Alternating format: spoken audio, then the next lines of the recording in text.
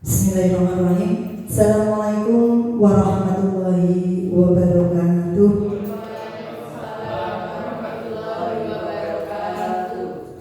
Salam sejahtera untuk kita semua. Yang terhormat Ibu Kepala Sekolah SD Negeri Kandasari 2, Ibu Alfiah Sarjana Pendidikan Sekolah Dasar. Yang kami hormati Bapak Ibu Guru beserta staf SD Negeri Kandasari 2 yang kami banggakan.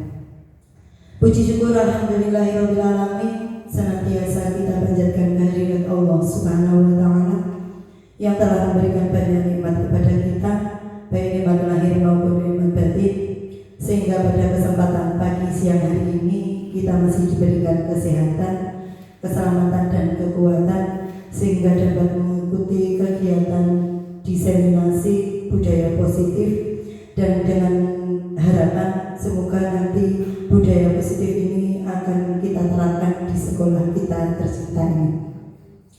Salawat dan salam tak lupa kita panjatkan kepada junjungan kita Nabi Agung Muhammad SAW yang senantiasa kita nantikan syafaat dan pertolongannya fitini wa dunya dan akhirah. Amin amin ya rabbal alamin. Bapak Ibu yang kami hormati, untuk pertama kalinya kami ucapkan banyak terima kasih kepada Ibu Kepala Sekolah yang selama ini telah memberikan banyak motivasi, dukungan baik segi materi maupun spiritual sehingga kami dapat melaksanakan kegiatan pendidikan guru penggerak ini dengan lancar dengan bantuan Ibu. Kemudian kami ucapkan juga banyak terima kasih kepada Bapak Ibu guru semua yang pada saat ini berkenan hadir untuk mengikuti kegiatan di siang hari ini. Semoga nanti kegiatan ini akan mendatangkan banyak manfaat untuk kita semua. Amin amin ya rabbal alamin. Bapak Ibu yang kami hormati, kita pada kesempatan kali ini kita akan berkolaborasi, bekerja sama, yaitu diseminasi budaya positif. Lanjut. Ya. Kemudian tujuan dilaksanakannya diseminasi ini yaitu menyebarkan pemahaman dan pengalaman penerapan budaya positif di sekolah dengan tujuan utama yang pertama itu yang menyebarkan supaya tidak hanya Bapak Ibu guru yang mengikuti pendidikan guru penggerak saja yang mempunyai pengetahuan dan pemahaman mengenai budaya positif. Padahal budaya positif tersebut sangatlah penting untuk pendidikan di dunia pendidikan untuk saat ini.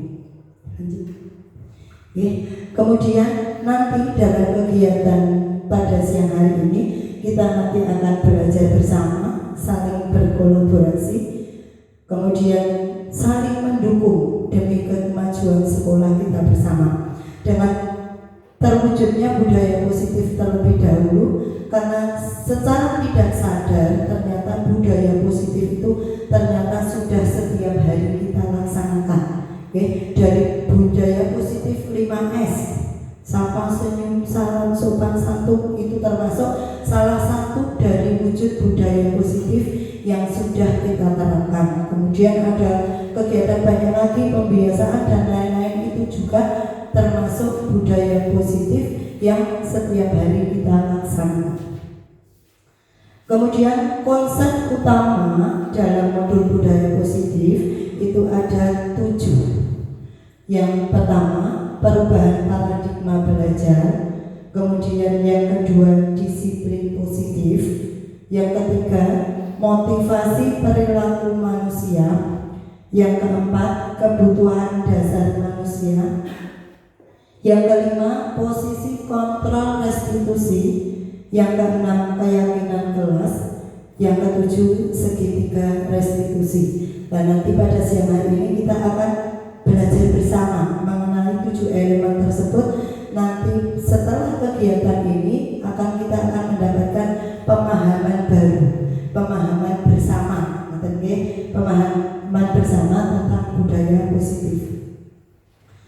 Kemudian pembelajaran paradigma baru atau kurikulum merdeka merupakan pembelajaran yang berorientasi pada penguatan kompetensi dan pengembangan karakter yang sesuai dengan dimensi profil pelajar Pancasila.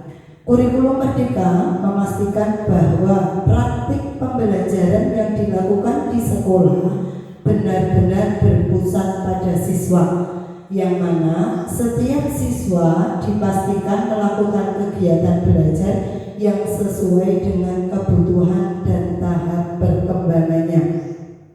Kira-kira yang kita laksanakan di sekolah sudah sesuai dengan perkembangan.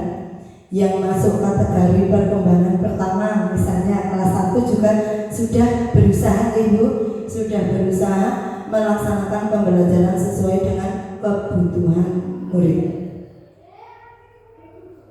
Kemudian sebelum kita melanjutkan, coba yang ada pertanyaan, apakah pemberian hukuman dapat mendisiplinkan siswa? Kira-kira, coba siapa yang berkenan menjawab, Ali? Pemberian hukuman apakah pemberian hukuman dapat mendisiplinkan siswa? Belum tentu ya, kalau di sini masih belum tentu ya. Jadi ya, ada kalanya bisa, ada kalanya tidak bisa, Mas. Oke, terima kasih. Seperti itu, nggih. Dengan mendisiplinkan siswa, pemberian hukuman, ketahui hukuman itu mungkin bisa ya, bisa tidak, seperti itu, nggih.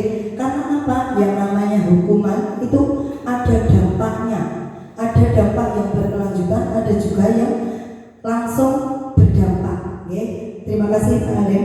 Dilanjutkan pertanyaan yang kedua. Nanti kita ke sananya bisa lebih tahu, ya. Apakah pemberian hadiah dapat meningkatkan prestasi siswa? Bisa. Oke, terima kasih. Bisa juga, ya. Kalau kegiatan pemberian hadiah itu dilakukan secara terus-menerus, baik apa tidak? Tidak. Pintar, wah ternyata sudah pemahamannya sudah luar biasa. Terima kasih. Karena apa? Ketika pemberian hadiah itu diberikan secara terus-menerus, itu setelah Anda yang mendapatkan hadiah akan menurunkan semangat.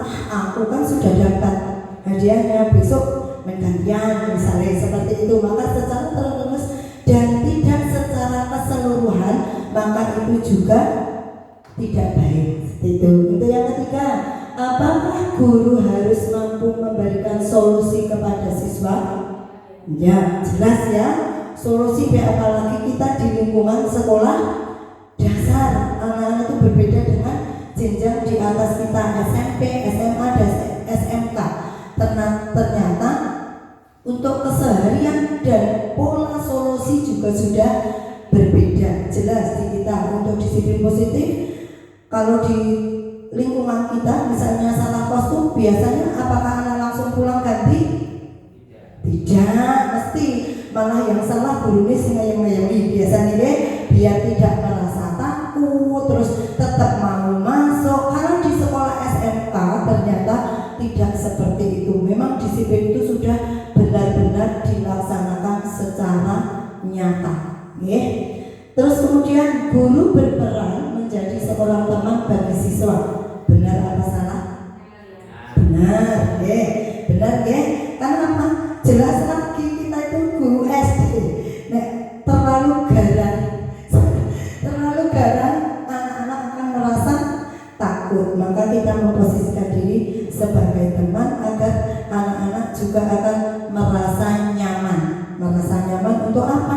Untuk berdiskusi, bertanya, kemudian menyampaikan apa yang ingin mereka sampaikan. Mereka akan lebih merasa aman dan nyaman. Kemudian sekarang yang disiplin positif.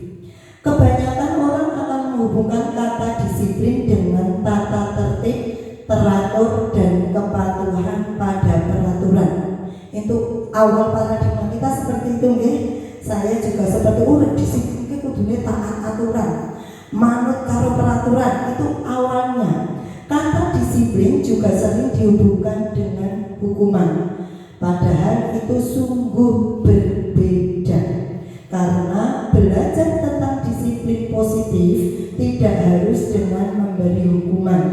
Justru itu adalah salah suatu alternatif terakhir dan bila perlu tidak digunakan sama sekali.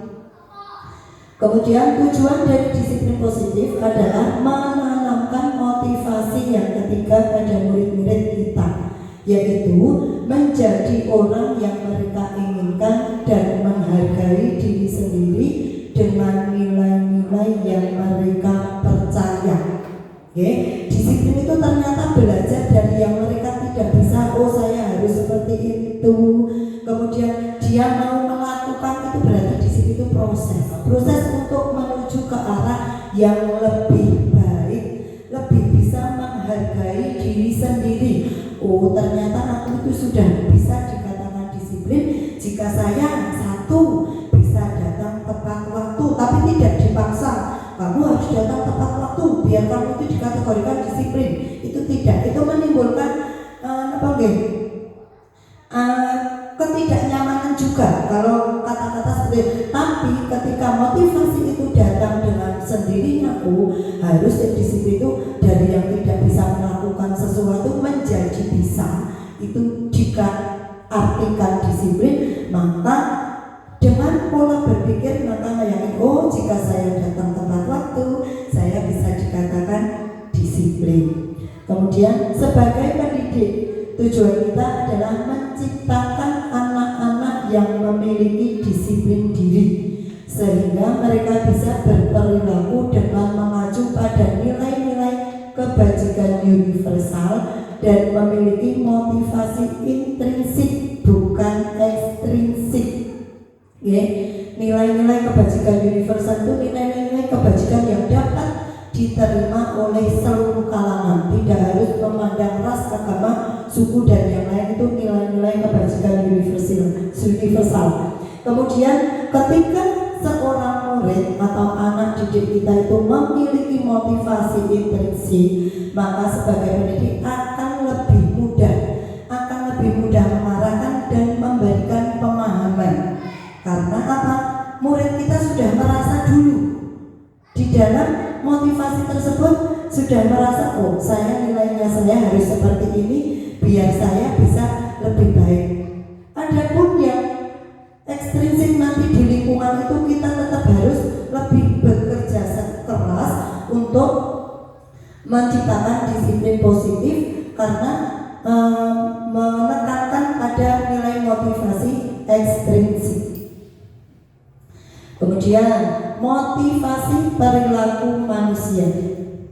Motivasi dorongan untuk melakukan sesuatu dalam berperilaku. Yang pertama, untuk menghindari ketidaknyamanan atau hukuman. Bener boten? Oh, aku rek go sepatu ireng biasa sesuai aturan. Engko karo Pak Guru nek ora dihukum. Ki kudune nek berpakaian itu dimasukkan. Nanti nek orang kok suruh berdiri. Ya, seperti itu untuk menghindari. Berarti itu belum muncul juga, cuma untuk menghindari ketidaknyamanan atau hukuman. Tingkat terendah dari motivasi perilaku, menghindari permasalahan bersifat eksternal. Berarti bisa, tapi tetap levelnya paling rendah. Kemudian yang kedua, untuk mendapatkan imbalan atau penghargaan dari orang lain. Ingin mendapatkan imbalan atau pujian dari orang lain serta pengakuan kualitas dirinya bersifat eksternal. Berarti kalau dihubung-hubungkan juga, ini juga suatu perilaku mendapatkan imbalan, mendapatkan pujian. Dan dalam agama kita juga tidak bagian alim. Jadinya mereka itu turunan aman jika dikatakan seperti itu, cuma melakukan segala sesuatu karena ingin mendapatkan imbalan. Ya. Kemudian yang ketiga, untuk menjadi orang yang mereka inginkan dan menghargai diri sendiri dengan nilai-nilai yang mereka percaya. Nah, ini motivasi yang akan membuat orang memiliki disiplin positif karena motivasi berperilakunya bersifat internal bukan eksternal, menghargai nilai-nilai. Meskipun menghargai nilai-nilai bukan berarti membanggakan, ya, bukan arti membanggakan diri sendiri, bukan, tapi menghargai nilai-nilai yang ada pada diri kita sendiri dengan nilai-nilai yang mereka percaya. Artinya, oh kalau berbuat seperti ini saya menjadi seperti ini. Maka dengan melakukan sesuatu, maka dia mengingat akan nilai-nilai yang mereka percaya, dan itu akan sangat membantu, sangat berpengaruh, karena itu termasuk motivasi yang dari dalam diri murid atau motivasi internal. Kemudian kebutuhan dasar. Kebutuhan dasar itu ada kebertahan hidup, kemudian kasih sayang dan rasa diterima, penguasaan, kemudian kebebasan, kesenangan. Seperti itu. Oh, ternyata kebutuhan dasar hidup. Kebutuhan dasar hidup ada kebertahan hidup. Jelas, semua makhluk hidup yang punya kebutuhan bertahan hidup. Bukan hanya manusia saja. Ternyata hewan, ketika ada hewan yang hidup di hutan belantara, mereka punya insting juga untuk bertahan hidup. Dengan apa? Oh, makanannya sudah tidak ada. Yang ada dia harus memakan binatang lain. Tetap dia karena terdorong karena instingnya untuk bertahan hidup, maka dia akan memburu hewan yang lebih lemah. Maka dia akan memakan untuk apa? Kepentingan dia untuk bertahan hidup. Kemudian ada makan rumah kesehatan aman. Itu yang bertahan hidup. Aman, kesehatan rumah jelas untuk apa? Untuk tempat tinggal kita, untuk tempat berteduh. Apakah hewan juga punya rumah? Selain hewan piaraan, selain hewan piaraan sudah dibuatkan rumah oleh pemiliknya. Meskipun hewan di dalam hutan, pastilah mereka punya tempat di mana hewan tersebut akan merasa nyaman, aman. Contohnya hewan kecil, misalnya kelinci dan lain, kalau di hutan mesti mereka akan membuat lorong, lubang, ya. Karena apa? Oh, kalau ada insting mereka merasa tidak aman, tidak nyaman, maka mereka akan berlari, bersembunyi di tempat tersebut untuk mendapatkan rasa aman tadi dari binatang yang lain. Kemudian kesehatan itu juga termasuk kebutuhan dasar.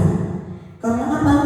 Orang yang sehat ternyata itu dinilai sangatlah berharga dari apapun, sangat mahal harganya.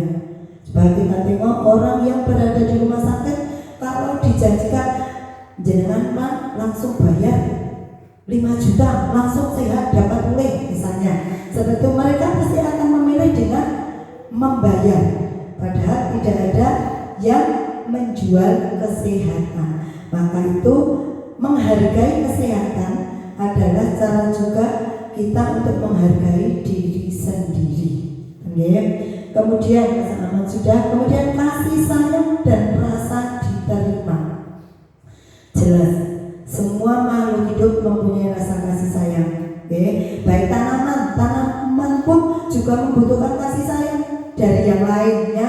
Manusia misalnya, tapi tanaman tidak disayang, tidak pernah disiram, tidak pernah diberi pupuk, lama-lama akan mati.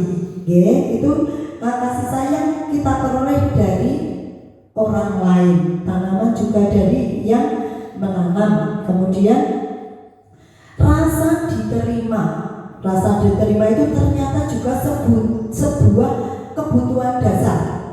Misalnya kita bekerja di lingkungan SD Gandusari 2. Misalnya setiap hari saya itu berangkat, terus ternyata tidak diterima, dalam artian tidak secara langsung, saya tidak diterima di sini, tapi yang lain juga cukup diam. Apa yang akan saya rasakan? Tidak nyaman, pintar. Kemudian apa lagi? Sakit hati, bener Pak. Ini yang saya datang do menemui auranya tidak mengenakan, mereka tidak suka. Paling saya berpikir selama-lama apa mereka kurang suka dengan tingkah laku saya. Itu kalau bisa introspeksi diri, Kalau saya juga berperilakunya tidak bisa berpikir, bodoh seperti ini paling juga malah akan menimbulkan pikiran yang negatif. Ya, itu rasa diterima. Maka dimanapun rasa diterima itu diperlukan, baik di lingkungan sekolah, lingkungan tempat kita kerja, di keluarga, di masyarakat, dan dimanapun. Berarti antara ada dan tidak adanya kita itu bisa dirasakan oleh orang lain. Tidak ada yang dianggap tidak ada yang kedua. Misalnya seperti itu, maka rasa diterima itu juga merupakan sebuah kebutuhan dasar. Itu ada contohnya caper, manja, itu karena mereka itu melakukan tindakan caranya anak-anak caper. Kita juga sering mengalami dengan anak-anak yang datang masih kalau belum diloke atau ditanya mereka masih bersifat seperti itu, masih berdiri terus, belum mau duduk, itu caper.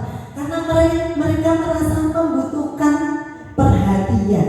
Mungkin di lingkungan keluarga juga masih merasa kurang diperhatikan karena mereka bertindak atau bertingkah laku agar kebutuhan mereka bisa terpenuhi. Oh, yang tidak terpenuhi di rumah mereka dapat di sekolah biar bapak ibu guru perhatian. Seperti itu. Oh, yang di rumah kalau makan tidak disuruh berdoa tidak apa. Di sini cuma antar dulu, kalau bukan berdoa dulu, berdoa baru makan. Karena apa? Meskipun para anak-anak mereka juga berkeinginan agar kebutuhan dasar mereka itu terpenuhi. Kemudian ada manja di SD mesti sering sekali seperti itu. Ada yang minta perhatian, ada yang misalnya dengan tindakan-tindakan yang mengganggu siswa lain, misalnya itu juga bentuk karena dia merasa senang. Aku rasa senang nggak ganggu kae, soalnya anaknya jangan terus nyanyi, berarti dia senang digangguin. Itu ternyata juga kebutuhan rasa senang. Meskipun demikian, ya tugas kita ya tetap mengarahkan kesenangan tersebut untuk hal-hal yang positif, yang baik. Kemudian kebutuhan dasar yang ketiga yaitu penguasaan. Ingin berkuasa, menang sendiri, pintar sendiri. Pernah melihat situasi ini ya, anak-anak? Sering. Ya, di dunia orang dewasa sudah agak berkurang mungkin ya, untuk rasa ingin berkuasa menang sendiri itu kadang sudah terminimalisir dengan keadaan-keadaan yang lain. Tapi di lingkungan anak-anak itu masih cenderung yang pintar kepingin kelihatan pintarnya sendiri. Kemudian yang menang sendiri juga ya, penguasaan itu nanti yang bisa mengendalikan ya kita diri sendiri. Oh, misalnya kok dia sudah pintar berhitung, berarti kita memberikan arahan biar siswa yang pintar tadi mau berbagi ilmu. Misalnya ada teman, seperti itu nggak bisa loh bu, ya. Maka dari munculnya sifat seperti itu, maka sebagai guru kita tetap mengarahkan agar semua kebutuhan dasar anak-anak terpenuhi, tetapi masih dalam bentuk untuk mewujudkan suatu hal-hal yang baik. Kemudian kebutuhan yang keempat yaitu kebebasan, tidak ingin terkekang, bebas merdeka. Seperti itu ya. Tidak ingin terkekang, ya semuanya. Kayak saya sendiri juga tidak mau semuanya harus terkekang ya. Terus dipenuhi dengan aturan-aturan yang membuat pusing. Ini tidak boleh, itu tidak boleh. Misalnya yang di luar kewajaran dalam artian misalnya pulang agak terlambat bisa menimbulkan masalah, misalnya seperti itu ya. Kemudian terkena dengan aturan itu, maka kita akan berusaha tidak melihat kanan kiri, yang penting aku udah balik kudu tepat waktu. Padahal namanya kebutuhan dan lain, apalagi kondisi kita dalam lingkungan pekerjaan itu beraneka ragam ya. Kepentingannya harus pulang jam sekian, ternyata molor. Itu intinya itu tetap harus adanya komunikasi yang baik. komunikasi yang baik. Kemudian yang bebas, bebas itu kita diberikan kebebasan. Diberi kebebasan, meskipun diberi kebebasan, tapi kita tetap mempunyai aturan. Kadang kalau ada anak ya sakar PDW, ya sakar PDW itu kamu tuh beragama tidak, misalnya seperti itu ya. Kalau beragama ya jelas punya aturan. Segala sesuatu yang kita laksanakan, yang kita utamakan itu pasti ada aturannya. Kemudian yang merdeka itu diberikan kebebasan juga untuk memilih dalam artinya kebutuhan dasar. Kalau kita berkenaan dengan masalah pendidikan, anak-anak itu mempunyai pilihan. Oh, saya itu nek belajar seperti ini lebih cepat bu, saya lebih pintar, nek tidak usah sama ini, misalnya seperti itu ya. Saya nek belajar sendiri malah cepat bu, nek ini malah cuma ganggu, misalnya. Mereka itu nanti anak-anak kita itu merdeka dan artinya bebas memilih cara gaya belajar mereka. Itu yang di dunia pendidikan. Yang kebebasan yang lain seperti yang tadi, tidak ingin terkekang dengan suatu peraturan yang membuat kita merasa tidak nyaman. Kemudian kebutuhan dasar yang kelima yaitu kesenangan. Ingin bersenang-senang, tidak tertekan, guru harus lebih peka terhadap murid. Sepeka jangan peka banget Dan untuk lingkungan kita, soalnya di lingkungan SD itu biasanya setiap hari juga kita hadapi. Yang kita hadapi juga murid-murid kita sendiri. Jadi kita sangat-sangatlah paham dengan mereka. Ada itu loh bu, si A itu senangnya sok jahili, karena dia keinginan kebutuhan kesenangannya kepingin terpenuhi dengan menjahili temannya. Kemudian yang lain belum punya kepinginan pukul, yang lain itu tertekan bagaimana belum. Mereka cuma masih ikut. Kebutuhan mereka harus terpenuhi, tapi caranya yang keliru, caranya yang perlu kita luruskan, perlu kita arahkan ke hal-hal yang lebih baik lagi, Nah itu untuk guru lebih peka, insya Allah, dan saya percaya Bapak Ibu yang di sini semuanya memiliki tingkat kepekaan yang sangat tinggi. Muridnya apa, gurunya langsung gercepnya anak kecil. Dan kita tidak gercep, otomatis murid-murid kita akan merasa gimana seperti ini kok gurunya tidak langsung bertindak. Paling kalau di lingkungan kita ya adanya langsung nangis, karena masih di lingkungan SD. Kalau kepekaan kita sebagai guru kurang, maka hal yang paling utama akan terjadi, anak akan merasa tidak nyaman, adanya ya nangis dan jengkel, seperti itu. Kemudian konsep disiplin gagal. Ternyata disiplin itu ada yang gagal. Coba kita belajar bersama. Yang dari hukuman itu ternyata menyakitkan. Benar ya? Dihukum sangat sakit ya, sakit hati. Yang tadi sudah disebutkan akan membuat dampak berkepanjangan. Misalnya dihukum akan terkenang terus. Aku dulu pas SD pernah dihukum sama begini seperti ini. Nanti akan juga mematikan kreativitas karena hukuman tadi. Kemudian tidak nyaman. Padahal kita lihat anak-anak yang melanggar aturan atau merasa mereka itu tidak berdisiplin, itu sudah merasa tidak nyaman sendiri. Sebelum kita membuat keadaan dia tidak nyaman, dia akan sudah merasa tidak nyaman. Kemudian memaksa. Hukuman itu berarti satu arah, adanya memaksa. Kemudian menimbulkan ketakutan. Ketakutan itu menimbulkan ketakutan.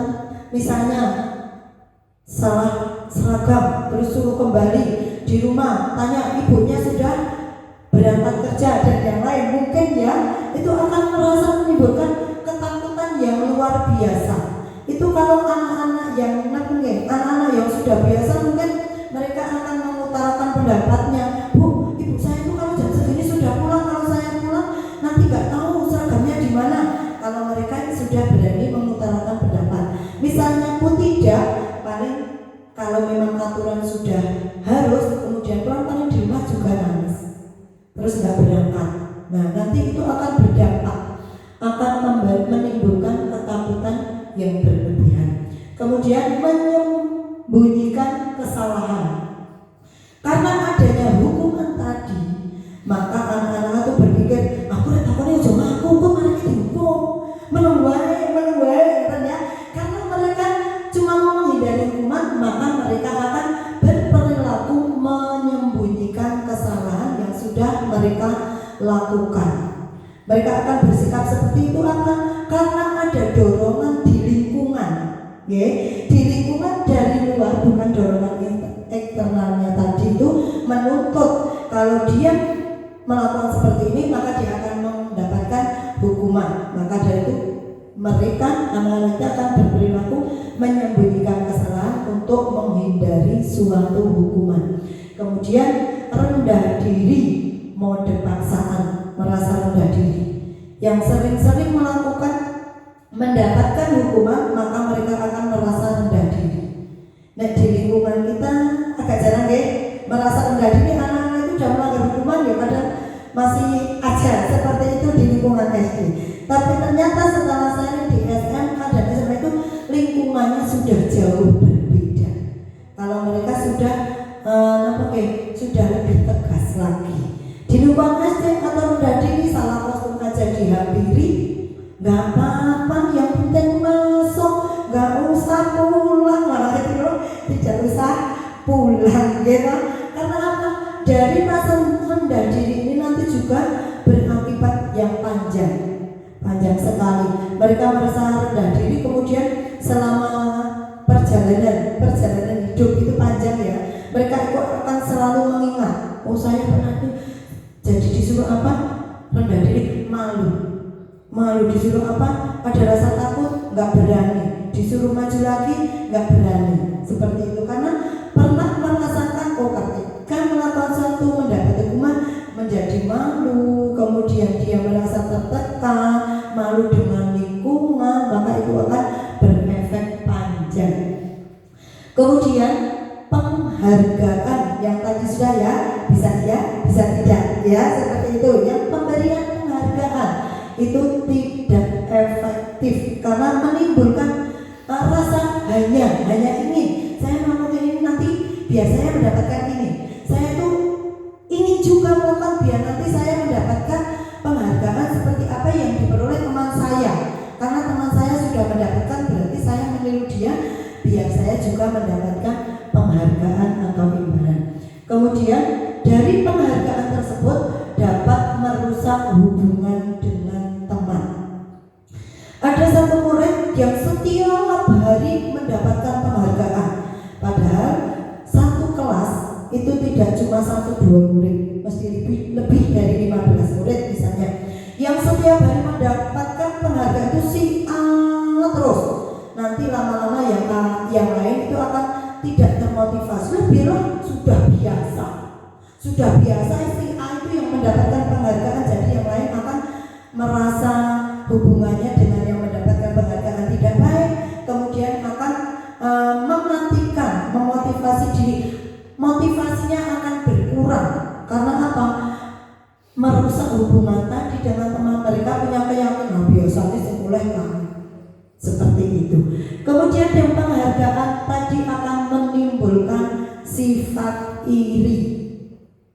Sifat iri tadi juga dari teman-teman sekelasnya yang mendapatkan penghargaan si A terus, yang lain juga akan mendapatkan iri. Iri itu akan sedikit demi sedikit muncul. Mungkin dari kelas 1 dia sudah merasakan yang mendapatkan itu terus, padahal berjalan dari kelas 1 sampai kelas 6. Mungkin yang lain motivasinya terus anjlok, yang mendapatkan naik terus. Nah itu nanti lama-kelamaan akan mendatangkan sifat iri. Kemudian mematikan kreativitas, tidak berkembang, menyerah. Sudah si A saja yang biar terus berkembang, kita tidak usah. Mereka soalnya apa? Sudah ada merasa lah biasanya kayak penghargaan tidak menyeluruh, jadi akan mematikan kreativitas murid yang lain. Kemudian merampas hak untuk menghargai dirinya. Nah ini yang berbahaya, merampas hak kita, hak untuk diri kita. Padahal juga sudah, meskipun kita memperhatikan hak orang lain, tetapi kita tidak boleh meninggalkan hak untuk diri kita sendiri. Ya, misalnya hak untuk lain, kita sudah menghormati mereka, sudah apa, tapi kita tidak berperilaku untuk kita bisa dihargai orang lain, maka itu nanti akan hak untuk diri sendiri akan berkurang. Padahal apa yang ya zolim pada diri sendiri. Oh jadi aku butuh makan, butuh ini, tapi dikesampingkan hak untuk dirinya sendiri, dikesampingkan, lebih mementingkan hak orang lain. Benar, bisa salah. Karena apa? Antara hak orang lain dengan hak kita juga harus terpenuhi. Ya. Kemudian metode stimulus respon. Nanti ada stimulus, kemudian ada respon atau timbal balik dari orang lain. Kemudian ada konsep disiplin sukses. Tadi yang gagal ya. Ya sekarang yang disiplin sukses, konsekuensi, penguatan jangka pendek. Konsekuensi itu biasanya karena ada aturan, kemudian menjadi keyakinan kelas, kemudian dari Bapak Ibu guru dulu itu sudah memberikan konsekuensinya dari keyakinan kelas yang sudah disepakati. Kalau tidak dijalankan maka ada konsekuensinya, tapi konsekuensinya tersebut itu dari awal sudah disampaikan tidak serta-merta secara kayak hukuman. Datang teman sini, kamu lari halaman sekolah 5 kali, misalnya itu mendadak, ya. Secara tiba-tiba hukuman itu akan hadir dengan sendirinya. Beda dengan konsekuensi. Konsekuensinya itu datangnya setelah keyakinan kelas itu disepakati, kemudian konsekuensinya juga sudah diutarakan di awal.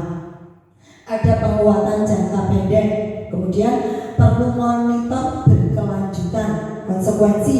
Karena konsekuensi ini jadi Bapak Ibu guru itu masih punya tugas untuk memantau. Oh dia sudah konsekuensinya dijalankan, diulangi lagi, enggak ada. Punya monitor. Ya, ada jurnalnya, dia berapa kali keyakinan kelas ini dia sudah bisa dikatakan berhasil ketika sudah tidak ada konsekuensi yang harus dilakukan oleh murid. Kemudian murid menghormati peraturan. Karena konsekuensinya tadi, maka murid merasa dalam dirinya harus menghormati peraturan, mendorong kepatuhan. Meskipun mereka masih berpikir karena tidak patuh ada konsekuensinya, tapi mereka sudah mengetahui dari awal bahwa ketika dia tidak meyakini keyakinan kelas yang sudah disepakati, maka harus ada konsekuensi yang dia jalani. Kemudian sudah diketahui ya, dibuat oleh guru dan murid, berarti sudah dua arah. Konsekuensi mulai dari keyakinan kelas itu dibuat dari dua arah. Kalau hukuman satu arah apa dua arah? Satu arah ya, itu guru saja yang menentukan. Kalau kamu melanggar ini, kamu harus melakukan ini. Itu tidak ada kolaborasi dengan murid ketika menentukan. Itu cuma dari pihak guru saja.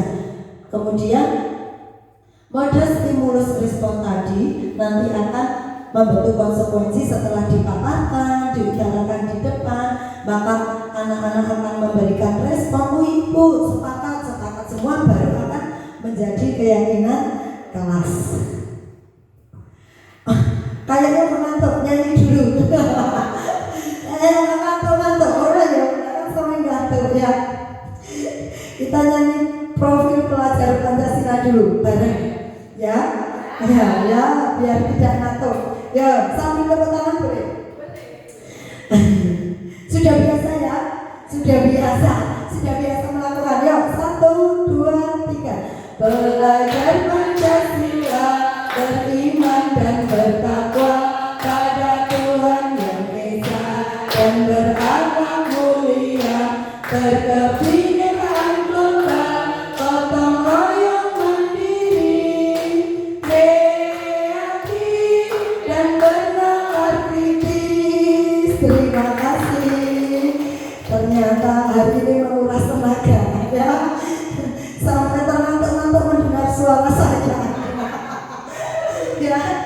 Kita lanjutkan yang tadinya dari keyakinan kelas kemudian menuju konsekuensinya. Sekarang restitusi.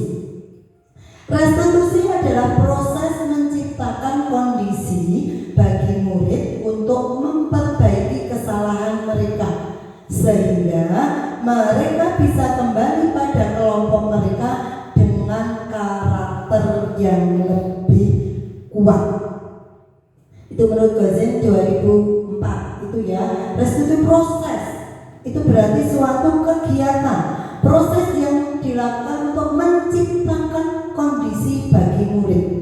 Ya, ini yang diciptakan kondisi murid. Nah, nanti setelah ada kegiatan restitusi ini, nanti akan murid itu bisa kembali ke kelompoknya dengan karakter positif yang lebih kuat. Itu yaitu merupakan pilihan. Restitusi itu pilihan, bukan pemaksaan. Nanti ada jalannya, itu akan memberikan suatu pilihan. Menguatkan dalam jangka waktu panjang. Karena apa? Tujuannya juga akan menciptakan karakter. Maka itu akan mendapatkan penguatan yang jangka panjang. Tidak seperti tadi konsekuensi itu jangkanya pendek. Kemudian murid mendapatkan penguatan. Kemudian masalah terpecahkan. Kemudian dari murid lagi akan belajar bertanggung jawab atas perilakunya. Kemudian menghormati dirinya dan orang lain. Kemudian metode teori kontrol. Kemudian memperbaiki diri dengan semangat. Restitusi ini salah satu menciptakan kondisi murid di mana murid tersebut telah melakukan atau melanggar suatu keyakinan kelas yang sudah disepakati bersama. Nah, itu cara menyelesaikan masalahnya yaitu dengan nanti kita bahas juga segitiga restitusi. Agar apa? Dengan tujuan setelah melakukan kesalahan, mendapatkan penguatan, maka anak-anak tersebut akan kembali lagi ke kelompoknya dengan karakter yang lebih kuat. Orang malah jadi malu, tambah jadi tidak baik. Tidak, dengan tindakan ini nanti akan menciptakan murid yang dapat kembali dengan kelompoknya dengan karakter yang lebih kuat. Kemudian restitusi, sebuah pendekatan untuk menciptakan disiplin positif pada murid. Ciri-ciri pendekatan restitusi.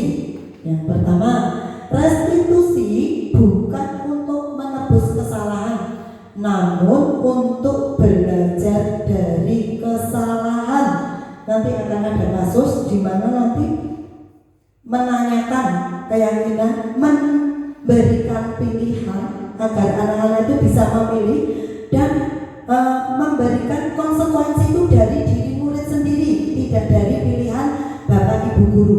Mereka akan menjawab dengan pola pikir mereka sendiri apa yang seharusnya mereka lakukan. Kemudian restitusi memperbaiki hubungan. Jelas ya? Karena ada suatu permasalahan diselesaikan, maka akan memperbaiki hubungan. Restitusi adalah tawaran, bukan paksaan. Nah, tawaran. Nah, pada kesempatan ini saya juga menyampaikan bahwa kegiatan restitusi ini sudah pernah saya laksanakan dan perlu Bapak Ibu ketahui, dari anak kelas 1 yang namanya Mas Nanda itu kemarin dia sering melakukan seperti itu. Nah, nanti ketika dia melakukan kesalahan lagi, mohon kerjasamanya, kolaborasi kita bersama, bahwa Mas Nanda itu mempunyai pilihan karena dia masih bingung apa ya terserah, mau diantar ke rumah boleh, diantar ke kantor polisi boleh, diantar ke kepala desa boleh. Wah, saya mau diantar ke rumah saja. Maka ketika sekarang dia itu ya udah kok diantar aja sama Pak Halim tuh, sama Bu Uti, tak boncengke dan seneng. Ternyata dengan seperti itu dia juga secara langsung dengan dia memilih sendiri, kita tawarkan, bukan paksaan loh ya. Kita tidak yang menentukan, mereka sendiri yang membuat pilihan apa yang mereka lakukan ketika mereka itu melanggar keyakinan kelas yang sudah disepakati.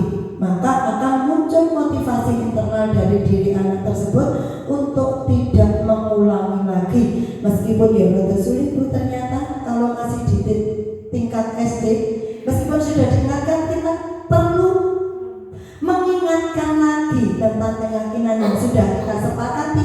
Kemarin masih ingat tidak apa yang membuat pilihan Mas Nanda? Itu mesti perlu kita ingatkan, karena mereka masih tarafnya anak-anak yang harus selalu kita ingatkan. Mungkin lupa atau mereka juga berperilaku seperti itu juga untuk memenuhi kebutuhan dasar mereka, rasa senangnya seperti itu, karena terus dan terus dilakukan seperti itu. Kemudian restitusi menuntun untuk melihat ke dalam diri. Maka kita secara ngobrol santai, terus kemudian kita juga melaksanakannya juga tidak di depan umum tentu saja ya, itu nanti akan berefek juga. Maka itu akan menuntun melihat kedalaman diri anak itu seperti apa yang mereka inginkan, kemudian alasan mereka melakukan tindakan seperti itu apa yang memotivasi mereka, kok senangnya seperti itu. Mereka akan mengungkapkan, mereka akan mengutarakan pendapatnya bahwa yang mereka lakukan itu salah satunya bentuk merasa senang atau alasan lain, tapi kita jadi tahu dengan adanya restitusi ini. Kemudian fokus pada karakter bukan tindakan.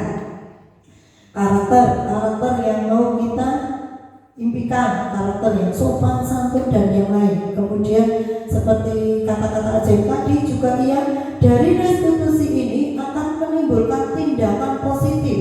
Mereka sadar telah melanggar keyakinan kelas. Yang pertama, bila melanggar suatu apa yang akan mereka lakukan.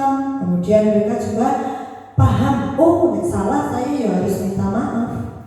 Mereka akan menyadari bahwa tindakan yang mereka lakukan salah, kemudian mereka mau memperbaiki diri.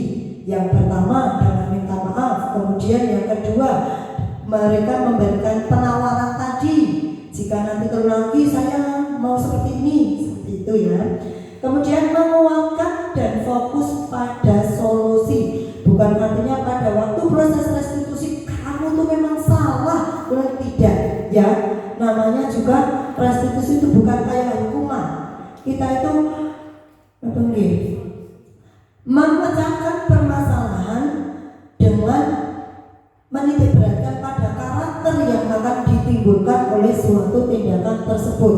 Maka fokusnya adalah menciptakan karakter murid tersebut. Kemudian ada perbedaan. Contoh kasus siswa makan di kelas saat jam pelajaran. Misalnya kasusnya makan saat jam pelajaran. Kalau minum boleh ya. Biasanya anak-anak Bu boleh minum dulu, boleh. Seperti nek makan tidak, nek makan tidak, karena makan nanti akan memerlukan proses agak panjang. Nek minum kan berapa teguk sudah selesai. Nah, ada hukuman konsekuensi restitusi. Dari kasus tersebut ada 3 tindakan yang tadi. Kemudian yang dari hukuman, guru menghukum siswa untuk menyuruh siswa keluar kelas. Itu hukuman. Karena melihat dia makan, langsung dihukum. Sekarang kalau kamu makan di dalam kelas, silakan kamu keluar kelas. Berarti itu belum ada kesepakatan ya, langsung disuruh keluar. Terus kemudian guru marah dan murid menjadi takut. Nah, di lingkungan kita guru Leo seperti itu atau keras, nadanya tinggi, ya anak-anak akan merasa takut. Itu yang hukuman. Kemudian yang konsekuensi, guru memberikan konsekuensi untuk membuang atau menyimpan makanannya. Diingatkan, jangan makan dulu masih pelajaran, silakan disimpan nanti dilanjutkan lagi. Sekarang jangan makan dulu. Memberikan konsekuensinya seperti itu. Kemudian guru tegas dan siswa mematuhi aturan itu dengan tegas. Baik siapapun yang melanggar keyakinan tadi atau kasus makan tadi, maka guru harus tegas. Siapapun yang melakukan, tidak pandang bulu kesebelah. Nah itu mana teman saya jadi gak enak, suruh nanti lapor misalnya seperti itu. Itu tidak boleh, itu bukan konsekuensi, ya. Masih melihat keadaan yang ada di kelas tersebut. Kemudian yang dengan proses restitusi, guru menanyakan keyakinan kelas atau dirinya, guru menemukan permasalahan dan menemukan pemecahan masalah. Oh, kemarin kita itu udah meyakini kelas, keyakinan kelas apa saja ya? Bu, tidak boleh makan saat jam pelajaran. Lah, berarti karena sekarang jam pelajaran berarti tidak boleh makan, nanti jadi melanggar keyakinan kelas. Nah, nanti setelah ditanya seperti itu, butuh waktu khusus untuk menyelesaikan kasus tidak boleh makan. Bisa dipanggil secara pribadi, kemudian ditanya, Mbak, kenapa kamu tadi pas jam pelajaran kok kamu sudah makan? Saya belum sarapan Bu Guru, misalnya seperti itu ya. Terus mereka akan mengungkapkan alasan-alasan. Terus kemudian yang dilakukan oleh guru yaitu menstabilkan tadi ya. Oh, kalau belum sarapan sama Bu Guru juga belum sarapan, tapi Bu Guru juga tidak makan. Hal wajar karena belum sarapan, kami juga merasa lapar. Bu Guru juga merasa lapar. Itu tapi kita mungkin secara pribadi tidak serta-merta di dalam kelas tuh. Kalau di dalam kelas mungkin kita meminta untuk disimpan dulu dan dengan konsekuensi yang sudah disepakati di lain waktu setelah istirahat atau jam pulang kita panggil anak tersebut. Kemudian untuk apa? Menemukan pemecahan masalah tadi karena kasus tadi. Kemudian guru terbuka dan siswa menghormati dirinya dan orang lain. Oh, dari sikap dia makan pada waktu jam pelajaran berarti dia tidak menghargai orang lain, tidak menghargai keyakinan kelas, tidak menghargai guru, dan tidak menghargai teman yang lain yang tidak makan. Maka dirinya akan merasa terbuka setelah diadakannya proses restitusi, dan diharapkan setelah proses restitusi ini mereka tidak akan mengulangi tindakan tersebut lagi. Kemudian ada 5 posisi kontrol restitusi. Yang pertama penghukum, kemudian pembuat rasa bersalah, teman, pemantau, manajer. Bagus ya. Ternyata posisi kontrol guru. Posisi kontrol guru itu dalam melaksanakan kegiatan restitusi itu ada penghukum, pembuat rasa bersalah. Pembuat rasa bersalah karena sampai ke hati ya, jadi bersalah terus, itu ya. Ya lanjut. Dalam posisi penghukum yang tadi ya, kasus siswa yang tidak membawa buku saat pelajaran, kita akan belajar memposisikan 5 posisi kontrol tersebut dalam sebuah kasus. Ketika siswa tidak membawa buku saat pelajaran, penghukum maju ke depan dan berdiri di depan kelas. Kalau di SD buatan ada sini enggak, malah ada yang menghubungi orang tua di telepon suruh diantarkan ke sekolah seperti itu ya.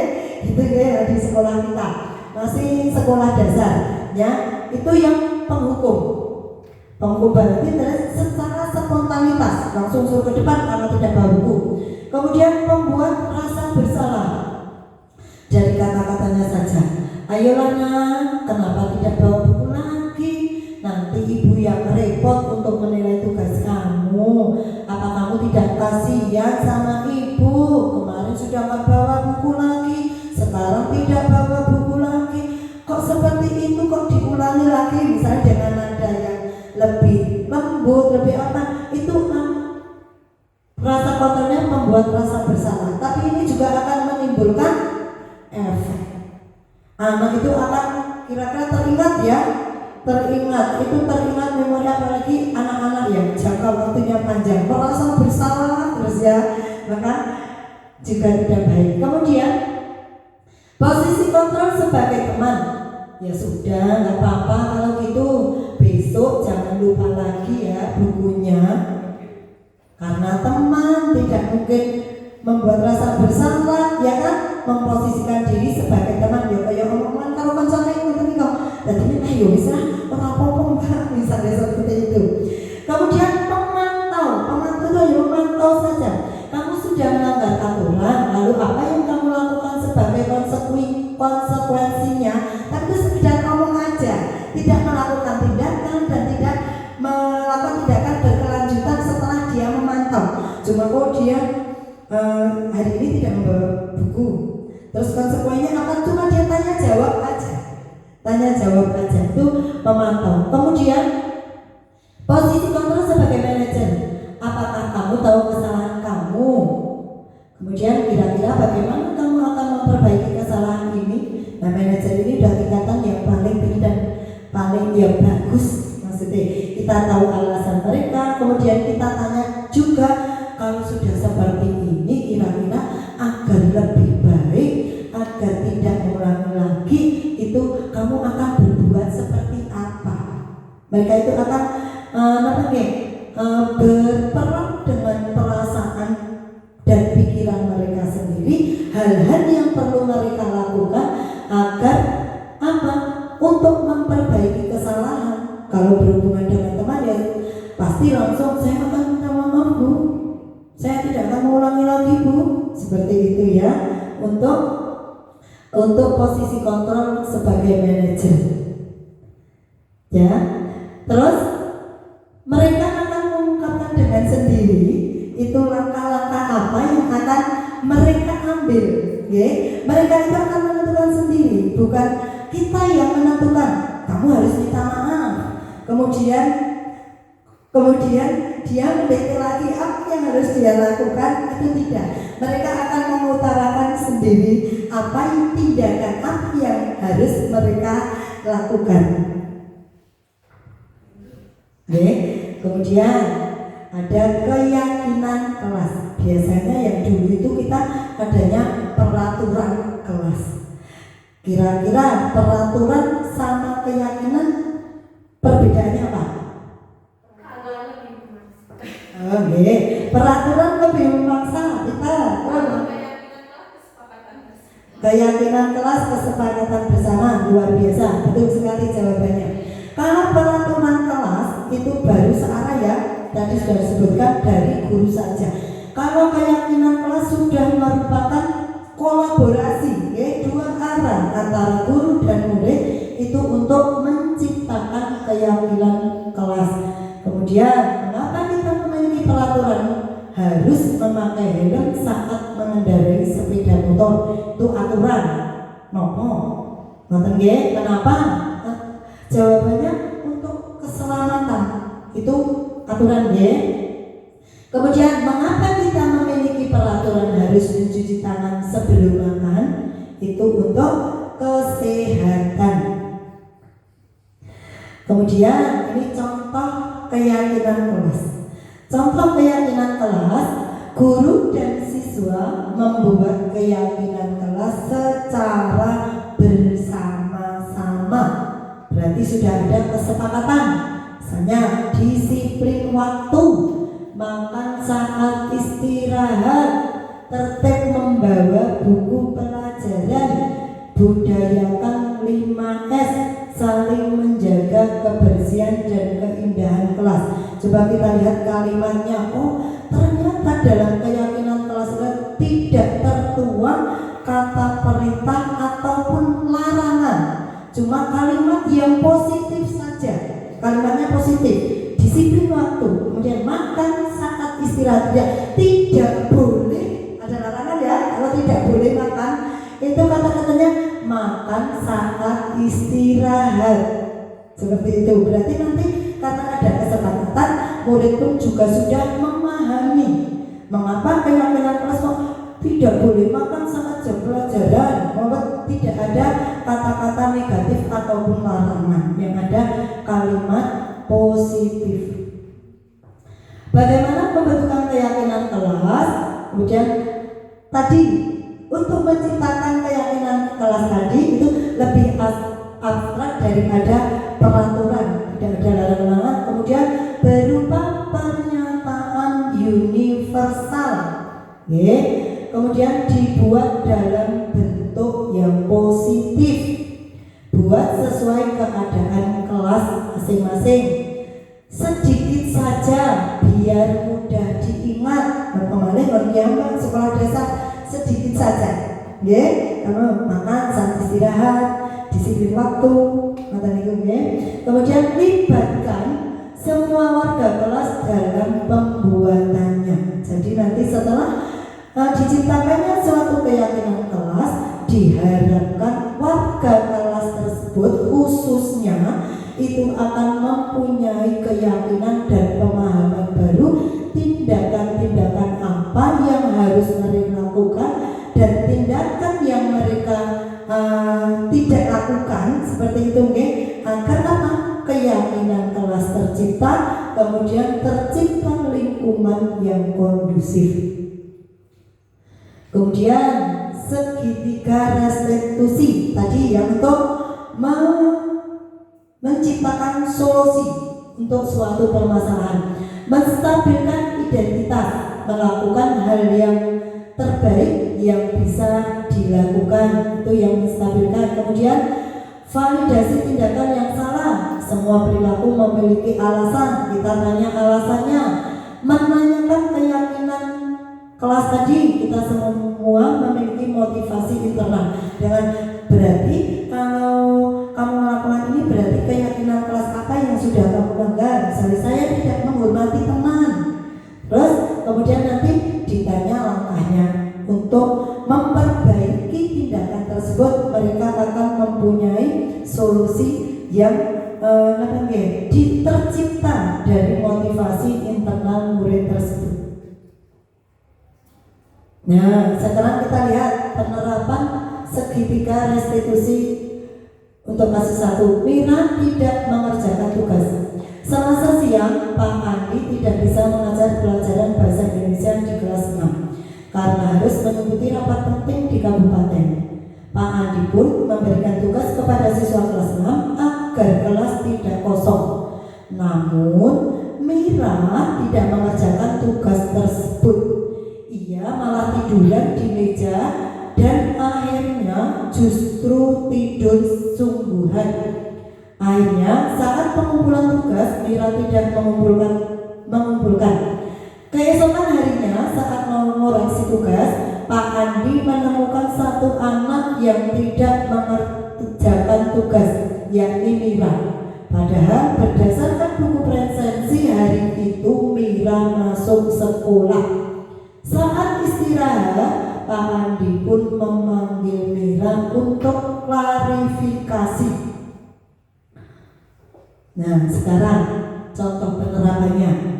Ada Pak Andi dan Mira. Setelah ditinggal jam kosong, diberikan tugas, Mira malah ketiduran. Keesokan harinya ketika mengoreksi tugas, ya jelas ada satu, karena Mira tidak mau mengerjakan dan malah tidur subuhannya. Terus Mira ucap, "Selamat pagi Pak Andi." "Selamat pagi Mira." "Ayo silakan duduk." "Kamu tahu mengapa dipanggil Pak Andi ke sini?"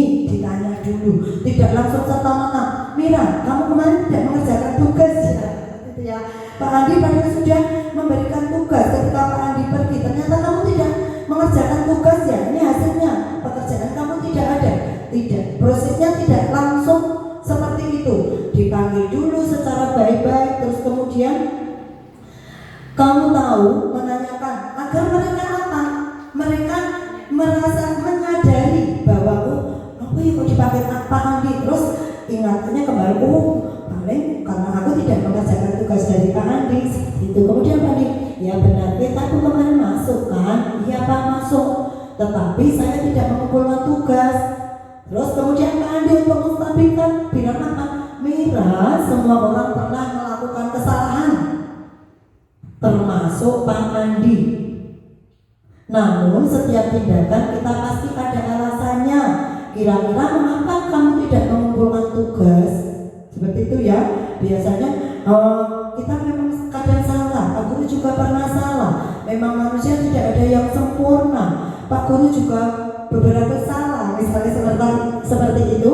Kemudian nilainya menjadi saya capek dan mengantuk Pak. Soalnya malamnya scroll TikTok sampai jam 12 malam. Akhirnya saat pelajaran jadi ngantuk. Itu alasan. Karena ditanya alasannya, maka mereka akan mengungkapkan sendiri, bukan mencari alasan. Mungkin kalau di luar SD tetap omong-omong anak ini, mereka mencari-cari, mesti kita juga dapat melihat apa dia itu bohong apa tidak dari pola tubuh dan mata, itu kita bisa menilai. Kemudian Pak Nijan, kamu masih ingat keyakinan kelas kita? Terus setelah dia mengungkapkan alasan, validasi permasalahan tadi, kemudian menanyakan keyakinan kelas yang sudah menjadi kesepakatan kita. Kemudian Mira pun menjawab, masih Pak. Terus kalau masih ingat, kira-kira yang kamu lakukan itu sudah sesuai dengan keyakinan kelas belum? Terus mengingat lagi keyakinan kelas apanya? Terus kemudian belum Pak, keyakinan kelas yang mana? Masih ditanya lagi sambil ngobrol-ngobrol itu ditanya terus. Selalu bertanggung jawab Pak. Nah, ternyata kamu tahu. Lalu apakah kamu punya solusi untuk masalah ini? Setelah dia tahu keyakinan yang dia langgar, kemudian dia ditanya lagi kira-kira solusinya apa? Iya Pak, pertama saya minta maaf karena tidak mengumpulkan tugas. Kedua, saya tidak akan tidur terlalu malam lagi. Dan yang ketiga, saya akan mengerjakan tugas dari Pak Andi dan akan saya kumpulkan besok. Ada konsekuensi untuk memperbaiki tindakan yang kemarin. Dia sudah melakukan pertama tindakan, dia langsung minta maaf.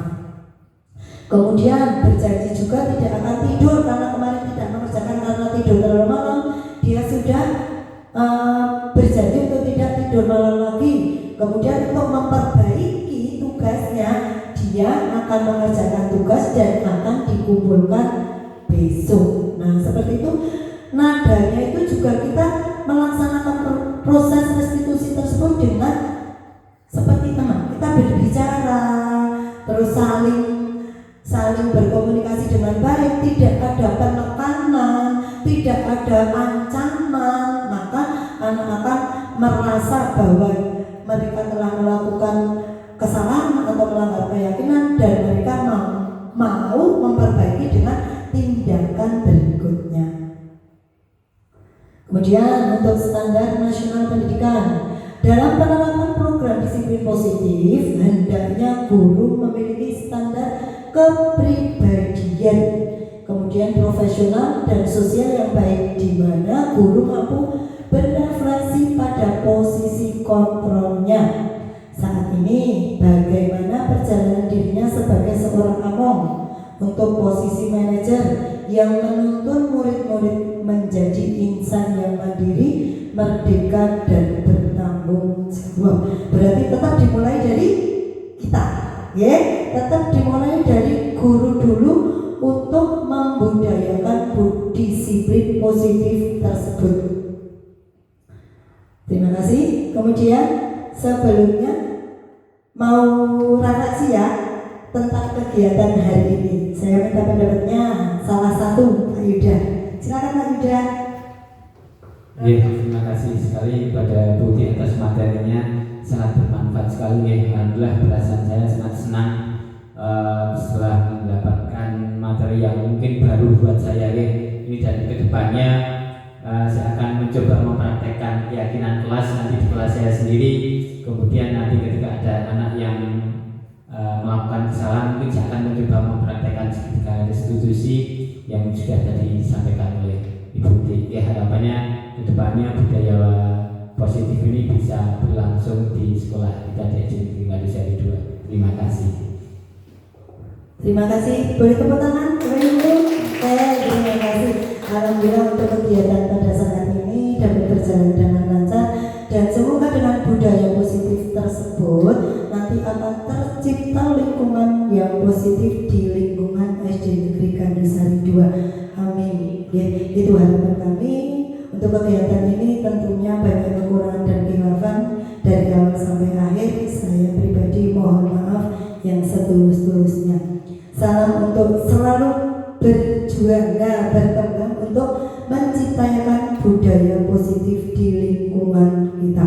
Terima kasih. Saya ingin Assalamualaikum warahmatullahi wabarakatuh.